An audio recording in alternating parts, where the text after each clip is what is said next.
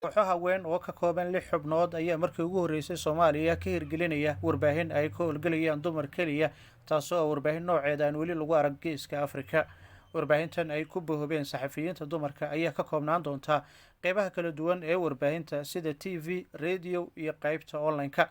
Warbaahintan ku hadli doonta codka haweenka ayaa waxyaabaha ay diiradda saari doonto waxaa ka mid ah barnaamijyo wacyigelin ah kuna saabsan tacadiyada loo geysto haweenka, doorka haweenka ay ku leeyihiin siyaasadda iyo horumarada waddanka. Nasreen Maxamed Axmed oo ah madaxa warbaahintan loogu magac daray Bilan Media ayaa wargeyska The Guardian ee ka soo baxay Ingiriiska uga warbixisay baahida loo qabay warbaahintan iyo siyaabaha ahmiyadda ay ugu leedahay bulshada Soomaaliyeed.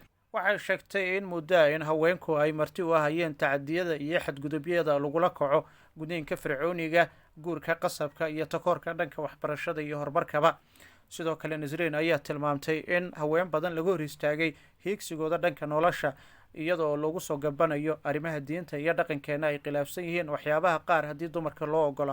Nasreen oo ah suxufiyad muddo 12 sano ku guda jirtay warbaahinta Soomaaliya ee isla markaana xubin ka ah ururka haweenka suxufiyiinta Soomaaliyeed ayaa u sheegtay warbaahinta in haweenka ka shaqeeya warbaahinta Soomaaliya ay la kulmaan caqabado kala duwan oo ay ka mid yihiin in la iska indhatiro loona diido dalacsiinta, in sidoo kale ay la kulmaan cagajugleen baahsan oo kaga imaanaysa dhanka ragga ay isku xirfadda yihiin iyo tacadiyo dhanka galma. Nasreen waxaa la shaqeyn doontaa oo caawiyo u noqon doonta Fadxi Maxamed Axmed oo 25 sano jir ah oo ka hadashay xadgudubyada baahsan ee dhanka galmada ee ka jira qeybaha warbaahinta. Fadxi waxa ay ku andacoonaysaa in intii ay ku guda jirtay shaqadeeda ay ku qasbanaatay inay horumariso xeeladaha ay kaga hortagto horumarka iyo dhanka saaxiibada. Caqabadaha ugu weyn ee haysta gabdhaha suxufiyiinta ee Soomaaliya waa tacadiyada gaar ahaan ragga saxafiyiinta ay u geystaan. Ay u sheegtay The Guardian waxay ku siinayaan bay tiri waxa aad u baahato, laakiin kaliya waa haddii aad siiso taasi beddelkeeda waxa ay doonayaan. Raggu waxay igu yiraahdeen waxyaabo ay ka mid yihiin waad qurux badan tahay, jirkaaga waan jeclahay. Waxayna ahayd markii aan idhi waxaanu doonayaa in aanu kaalmo dhanka saxaafadda aad siisaan. Bahda warbaahintan oo lagu magac daray Bilan ayaa xarunteedu noqon doonta magaalada Muqdisho ee caasimadda Soomaaliya, iyadoo xarunteedu tahay Dalsan Media Group oo ka mid ah hay'adaha warbaahineed ee ugu weyn dalka Soomaaliya.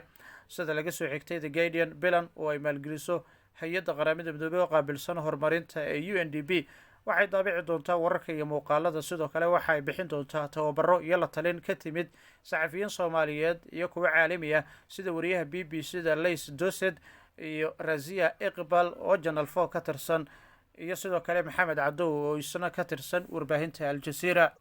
Bahda warbaahintan ayaa sidoo kale tababaro 6 bilood siin doonta gabdhaha suxufiyiinta ee ugu wanaagsan ee jaamacadaha dhigta.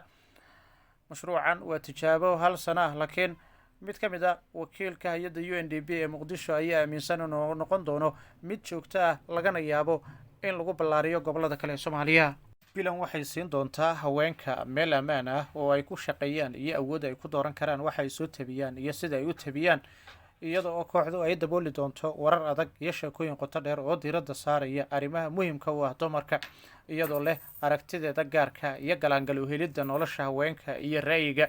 Bilan waxa ay higsanaysaa in ay abuurto hanaan cusub oo aan ku koobnayn oo keliya haweenka saxafiyiinta, laakiin sidoo kale ay ka faa'iideysanayaan saxafiyiinta Soomaaliyeed bidhaaminta sheekooyinka laga soo bilaabo rabshadaha qoyska ilaa ka hadalka sinaan la-aanta oo muddo dheer la iska indhatiraya, iyadoo ay taageerto hay'adda UNDP. Dalsan waxa ay kusoo dhaweysay xafiisyadeeda Muqdisho. Kooxdu si buuxda ay u madax bannaan tahay iyadoo si dhammaystiran loo maamulayo tafatirka haweenka saxafiyiinta ahna ay go'aan ay ka gaaraan sheekooyinka ay tabiyaan iyo goorta iyo sida ay u tabiyaan.